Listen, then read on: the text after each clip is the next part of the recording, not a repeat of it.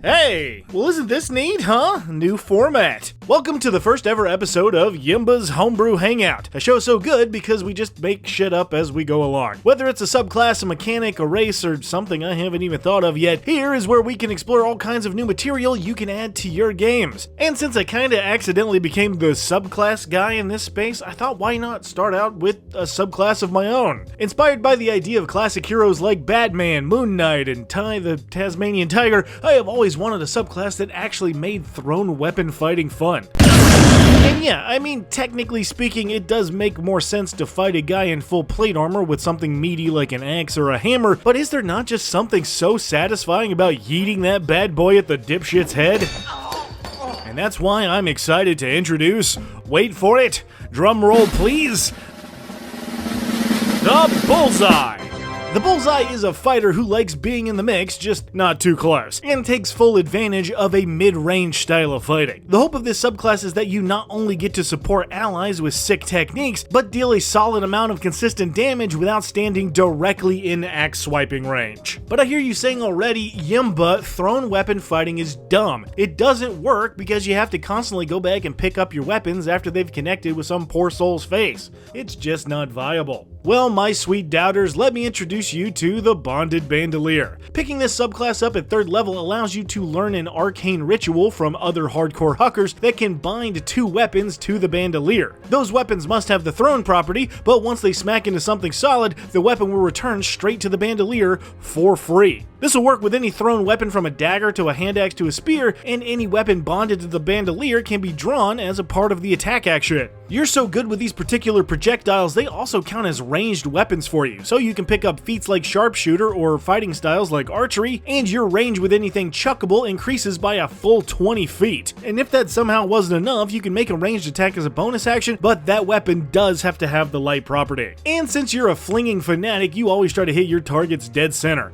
Doing so gives you an extra 1d6 of damage per enemy per round, so while it only works once per guy, you can target multiple people to trigger this damage again. But I think it's time to get tricky. It's tricky.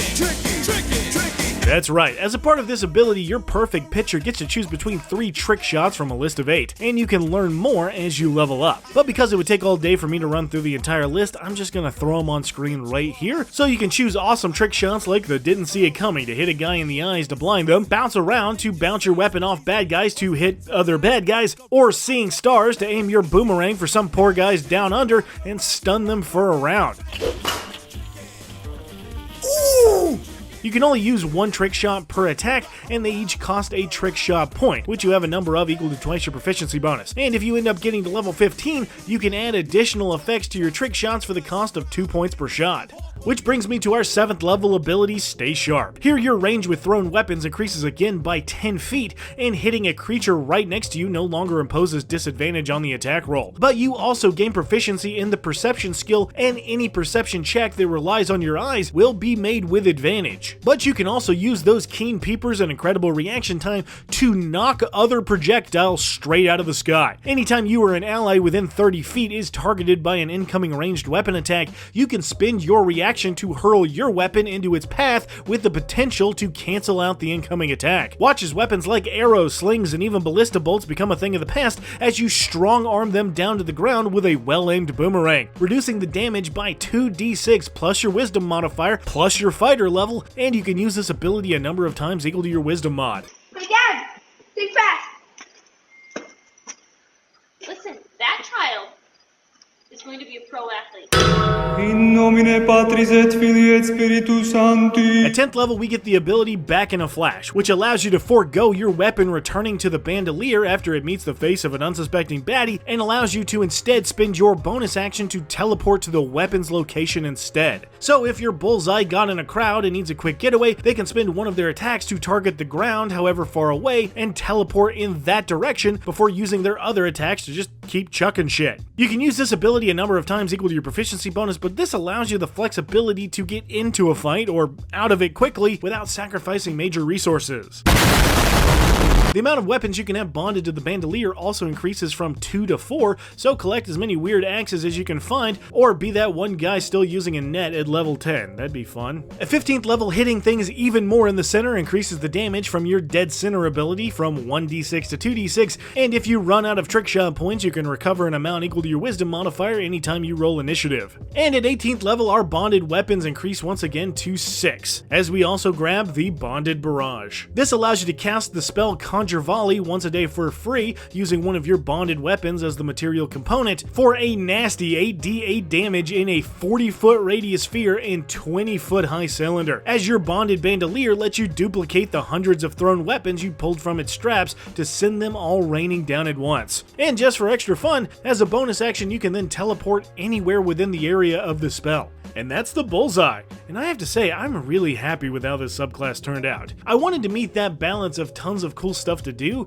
without making a class so OP it feels boring to play. You're very much a skirmisher type character, especially if you go dexterity over strength, as the Bullseye specializes in getting in and getting out quickly while dealing great damage. Big battles with lots of enemies are where you stand out most, so capitalizing on taking the trick shots you think are best while laying down different effects on different enemies should be a part of your strategy when coming into a fight. But of course, it's the trick shots that really shine for the Bullseye, and as much as I love the Battlemaster, I wanted to see if I could trade straight damage for effects instead, without sacrificing why this style works, and I think I met a solid compromise. I genuinely love this type of character, and have been disappointed that 5e never really acknowledged the archetype besides the half-assed fighting style that, let's be honest, doesn't really do much for you. And while having the most attacks you can get is really what makes this subclass thrive, I can see it mixing exceptionally well with others like Gloomstalker, Assassin, or even the Kensei Monk for extra utility and damage. So that's it, I guess. Thanks for coming to my presentation on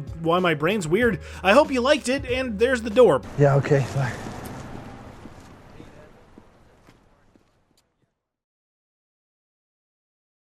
Nah, I'm just screwing with you. Did you really think I'd leave without a parting gift? For this inaugural episode of Homebrew Hangout, I present to you the Bullseye in all its glory, patent pending, for you to use in your games right now. Hit the link below and please give it a try, and if you do, tell me how much you love it, or how much you hate it, or how much you just kind of okay it. I want to hear from you in the comments, and hopefully if you guys like this video, I can do much more stuff like this in the future. I did have another subclass video planned for this week, but the timing seemed right to try something new, and I've been sitting on this idea so long I just had to get it out there. So more subclasses very soon, and future episodes of Homebrew Hangout will probably be on an off day, but the first episode is exciting and I wanted to make it special, so here we are. Thank you guys so very much for watching. You have no idea how much it means to me that we just hit 40,000 subscribers. I never dreamed we'd get this big over some silly D&D vids, but you all make it happen, and that means the world to me. A huge thanks as well to all the patrons. They are incredible and on screen right now. So hats off to every one of you, and thank you, thank you, thank you. But until next time, I'm glad you stopped by, and I'll see you very soon.